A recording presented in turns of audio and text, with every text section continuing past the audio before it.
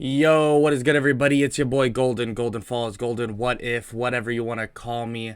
And I'm back with the finale of What If Deku was the reincarnation of Akaza. Right off the rip, I have nothing to say. I'm excited to basically go through this whole What If. And I'm not gonna waste any of your time. Let's just get right into it.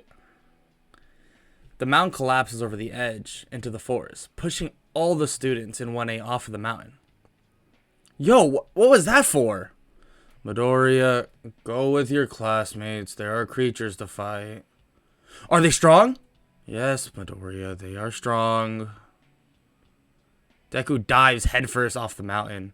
The Wild Pussycats ask about the kid, and Aizawa tells them that he basically just loves to fight. Or at least something like that.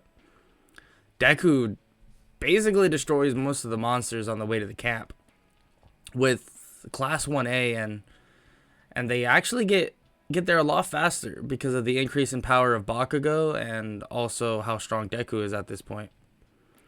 They get there and Aizawa tells them that they can still have lunch even though, they didn't get there. They still got there a little late. Deku sees Koda and walks over. Yo, what's up, little man? What's your name? Koda tries to punch Deku in, the family jewels, but he easily dodges. Come on, kid. I was trying to be nice. And, Koda basically just leaves, annoyed. Everything, in terms of, the bath scene and them eating, go basically about the same. But the difference is the training that Deku actually goes through. Tiger was Deku's partner, originally in the beginning, and he also was the training partner of him in this, but only for a little bit. But then Aizawa decided that the first part of Deku's training should be with Shoto to try and gain even more resistance to fire as a whole. The next day after that training, Deku began to train with Tokiyami, where he would go into the cave with Dark Shadow and spar with them. Since the area is so dark, it also helped him basically increase his senses even more than before.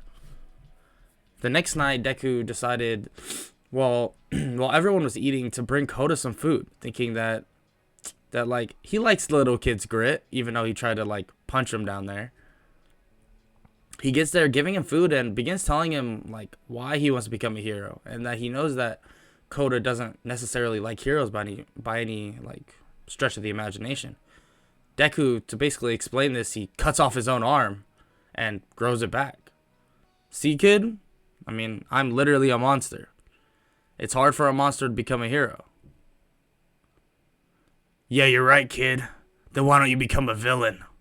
Deku turns and gets punched right in the face, noticing the guy there, but underestimating the type of speed he actually had. Deku gets up ready for a fight, telling Koda to get back.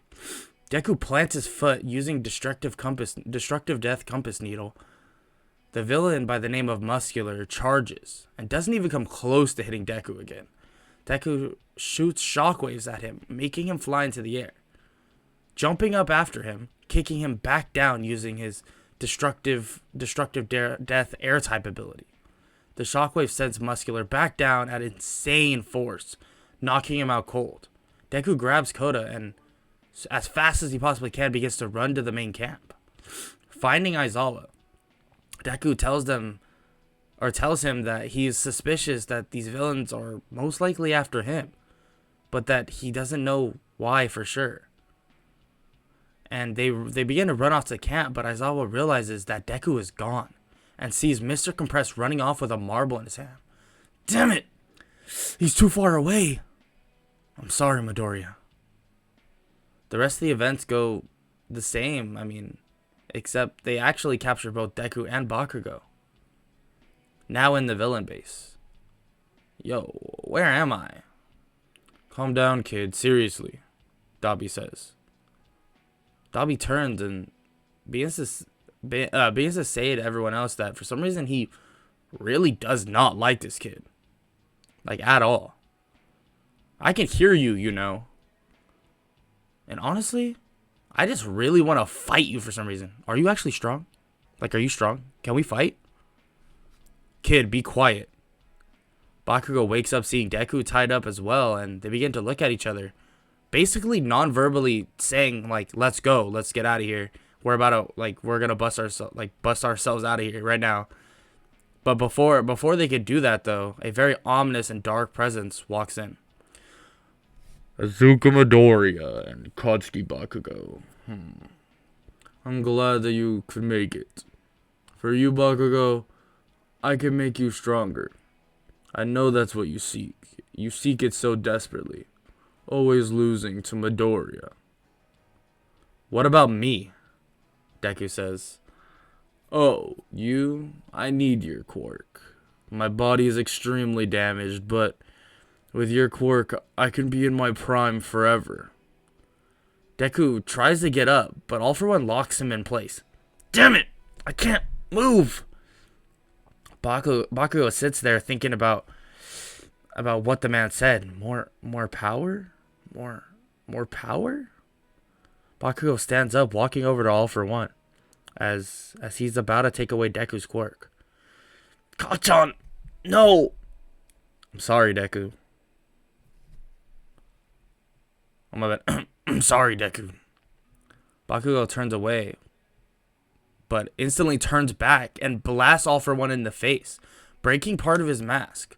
But he doesn't even budge. All For One sends Bakugo flying and begins to take away Deku's quirk. But for some reason, right before he was able to actually take it away, something stopped him from completing the transfer. Deku's eyes changed color once again, but this time having the number 3 within them. And as All For One kept trying to get the quirk, a new being arises out of Deku. It was Akaza himself. They both stand before All For One, punching him, and the rest of the villains outside of the hideout. As this happens, many pro heroes show up, like Endeavor, All Might, Kamui Woods, Mount Lady, and many others. Others show up to fight the League of Villains, but as soon as they arrive, All For One sends the entirety of the League of Villains away into a portal, telling Shigaraki that he must lead everybody into a better society. All Might begins to get ready to fight All For One for the last time, as Deku and Akaza stand next to him.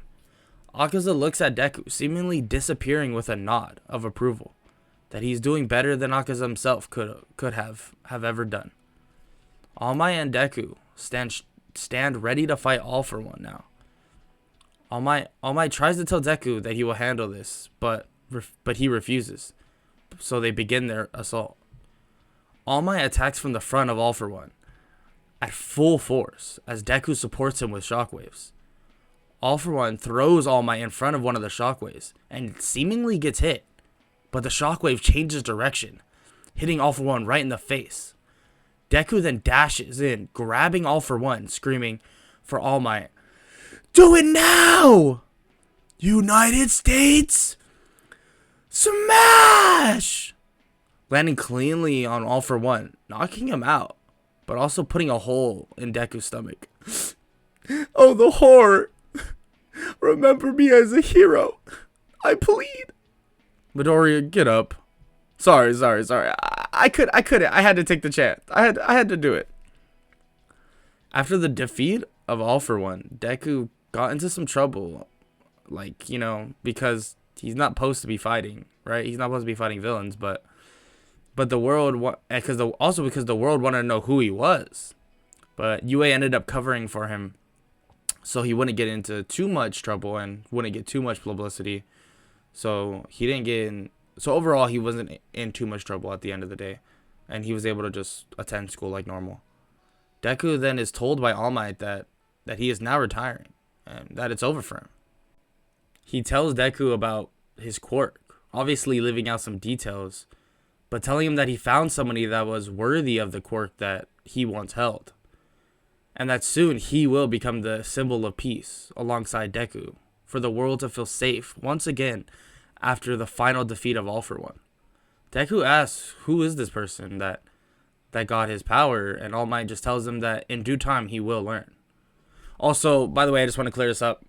They do move into the dorms. I just feel like that's not, like, I'm not gonna add extra dialogue for that. I feel like that's just kind of boring. But I just wanted to say that because I'm kind of skipping over it. But yeah. When they finally go back to class, Deku meets up with Bakugo. Yo, thanks for, not turning on me there. You really thought I was going to do that, you nerd? What is the point of getting stronger if you can't do it yourself? Deku, like, basically nods, acknowledging that he's glad that Bakugo still thinks like that. And they both head into class and after their conversation. Aizawa begins to explain the plan for the next week. Okay, for this next week, we'll be working on our super moves. And for some of you will be training in weaknesses in your fighting. Everyone, please head to the gym. Before you knew it, everyone was working on their super moves. And during this time, Aizawa goes over to Deku and begins to ask him about the lines on his body and the change in eye color. And if it's going to stay like that. He tells him that he really doesn't have a clue. But when it happened, he got this weird boost in power for some reason. The training that Deku basically did was a continuation of what he was doing with Mirko. Where he was training, for one, his mental awareness, his defensive capabilities, and basically things like that. So he really didn't work on any super moves because, frankly, he has his own super moves already. Aizawa then eventually announces that they will be participating in the provisional license exam. Everyone began talking about it, how excited they are for the exam and potentially finally becoming licensed heroes. The next day, they all head to the exam and they run to another high school, but that other high school is basically shooed away by Bakugo, knowing that, they're not there to, like, chit-chat. They're there to, like, get down to business. The first day of the exam is as follows. Everyone wears a vest with 3 targets on it, and if those targets are hit, you're out. But if you get 2 people, like if you completely eliminate 2 people, then you pass. After the proctor explains this, all the classes head off to the field. Or the little city. Deku, who was initially with a large group, decides to just leave and go off on his own. Deku heads off and sees someone from Shiketsu High and can tell that has to be a great opponent. Hey, what's your name? Oh, I'm Inasa. Let's fight! Before Inasa could basically say a word in terms of agreeing, Deku just charges at him, and they begin to go blow for blow with Inasa's wind capabilities versus Deku's shockwaves. Deku and Inasa both lose one of their targets, and then a large group of people show up trying to interrupt their fight. They began to launch the balls that were getting thrown at them right back at the people, like the large group of people that were throwing them initially. Using Deku's shockwaves and Inasa's wind, the power, they just launch all the balls back, eliminating almost half of the people, allowing both Deku and Inasa to pass just like that. We'll finish this later, Inasa. Deku just walks away to the waiting room, knowing that he can't continue the fight unless he wants to get disqualified. So the rest of his class actually passes just like in canon, and the next phase is announced to be rescuing citizens from a destroyed city. Deku then uses like his strength mostly to basically move heavy objects to like help his class, until he sees Gang Orca show up with tons of minions invading the destroyed city. Deku then leaves the last person he saved at base camp and proceeds to the battlefield, seeing a student from Shigetsu High getting absolutely bodied by Gang Orca. Destroyed. Todoroki and Inasa begin to take the front line, but every time they both attack, they cancel each other out. Gang Orca is about to attack Todoroki, but a shockwave blasts Gang Orca back before he can actually reach him. Deku jumps on the battlefield in front of Gang Orca. Stop being idiots, you two! If you're not going to help, let me handle this by myself. Deku charges at Gang Orca and they begin to clash. He plants his foot in the ground, surrounding himself with like a snowflake. Destructive death. Compass needle. Gang Orca charges at him, trying to blast Deku, but He's able to dodge everything that is thrown his way. About to clash once again, both Hinata and Todoroki create a vortex of wind and fire around them. Oh, so this was your plan. Well, lucky you, I have a backup too. Gang Orca goes to put some water on himself, but using Destructive Death air type, Deku launches the canister away. Obviously, this hurts me more. My bad. Obviously, this hurts you more than me, Gang Orca. So, this is where our fight will be. Deku charges again, clashing with Gang Orca. The exam is over. The proctor announces the end of the provisional licensing exam. So Deku stops fighting, telling Gang Orca that he's super strong and that hopefully they can fight again soon. Gang Orca tells Deku that he has a lot of promise, but to be careful when looking for a fight, that you could seem more like a villain if you do so in the wrong circumstance. Everyone who passed the exam in canon passes, but this time Bakugo also passes, having a little less anger in his tone. But Todoroki and Inasa do not, because of the incident that happened before Deku actually jumped in. The next day, in class, Aizawa allows for the big three to actually come in and explain their work studies. Well, explain work studies, but the other two, excluding Mirio, don't really have a good, it doesn't work out the best. So Nejire kind of gets distracted. Tamaki basically is too shy to actually talk in front of them. So Mirio decides that he's just gonna fight all of Class 1A. They all go to the gym, and as Deku is about to get ready to fight as well, Aizawa calls Deku over. Midoriya, you can't fight in this. What? Why? It would contradict what Mirio is trying to do. Well, that isn't fair. Come on. Look, if you just trust me, I will get you a sparring session with him later. Really? Yes, Midoriya. Okay, deal. Deku, Aizawa, and Todoroki watch as the entirety of Class 1A just gets destroyed. Absolutely destroyed. When they get back to class, Mirio tells the class that he has gotten this strong with his work study and that he recommends going into one to basically take your strength to the next level. At lunch, Deku, Bakugo, and Midoriya get sent to All Might's office, and Mirio explains that Sir Night himself requested for both of them to do their work study with him. Because if you remember from the first part, Night actually trained them at one point.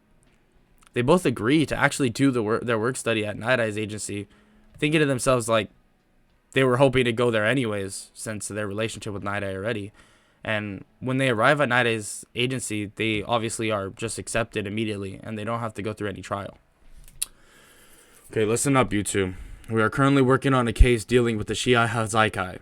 So basically, I have my sidekicks go on patrols and report back to if anything suspicious happens.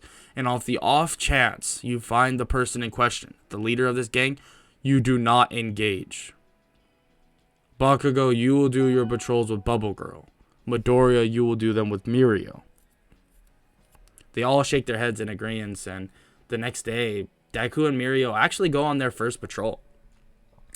So Mirio, how does it feel? How does what feel? You mean to work with Night Eye? Oh, yeah, it's honestly great. Oh, no, I meant to be All Might's successor. What are you talking about, Midoriya? Oh, I mean, All Might told me that I would soon meet the person who was his successor, and my senses go off like crazy when I look at you. Don't worry, my lips are sealed, but just want you to know that we will be sparring soon. Mirio looks at Deku in astonishment, but just continues on. They continue their patrol until a little girl runs out of an alleyway and bumps into Deku. Hey, are you okay, little one? She hugs onto Deku and refuses to let go. Oh, I'm sorry. That's sorry about my daughter. She's quite the clumsy one. It's Overhaul, the leader of the Shiai Hazaikai. Mirio tries to play it off like the situation that him and Deku can leave, so him and Deku can leave and not ruin the plan. But Deku, hugging onto the little girl, begins to talk. Hey, what's up with your daughter? She looks hurt. Oh yeah, Eri falls a lot. And I'm trying my best as a single parent. Deku begins to remember something that seems to be not his memory. Seeing a young lady and her father dying from poisoned water. And from his point of view, he couldn't stop it. Oh, she's just clumsy. Yes, very much. When Overhaul says this, Eri begins to hug Deku even tighter than before. Mirio looks at Deku, as Deku basically just says, "Damn it all." Deku blasts Overhaul with a shockwave, sending him back into the alley. "Mirio, get her out of here. I'll deal with him." But Midoriya. No. No buts. Go just now, please. Mirio, using One For All, runs as fast as possible back to Night Eye's agency to get help and to drop off Eri. Overhaul. A little girl? I don't know what you've done to her, but I will beat you into the ground. Destructive death. Annihilation type. Deku continues beating down Overhaul, making sure that he doesn't even land a hit on him. Seemingly so, Overhaul lays there, unconscious. Mirio then arrives once again. Midoriya, you did it? Deku turns looking at Mirio, but as he does this, Overhaul touches Deku, destroying his entire body. Midoriya! What? Where am I? Deku seemingly is in a very dark area now. Am I dead? Yeah, I mean, sort of. Deku turns and sees Akaza? You're the guy that fought with me for a little against All For One, and then you disappeared, right? That's me, kid. Well, I guess sort of. I guess you are sort of me now. I'm your reincarnation? Yep. And I'm glad you were able to become something I was never able to be. Truly good at heart. So am I truly dead? No, it's not your time yet. Not just yet. You have more people to save. And more people to protect. Please, do what I couldn't do. Protect the ones you love. Deku begins to just fall into the black abyss. Mirio has been fighting a very weakened Overhaul until the ground begins to shake. Once again, where Deku was once seemingly dead, and there was nothing left of his body, his body just regenerates and comes out of the shadows. What? I killed you! No, you just opened my eyes. The aura around Deku begins to flare up like crazy, and in a blink of an eye, he punches Overhaul across the face, so hard that it fractures his jaw and knocks him out cold. Night Eye and many others come to the alley, putting court-canceling cuffs on Overhaul, and they take him away, officially defeated. Midoriya, you did it. I guess so. But I will admit, I had some help.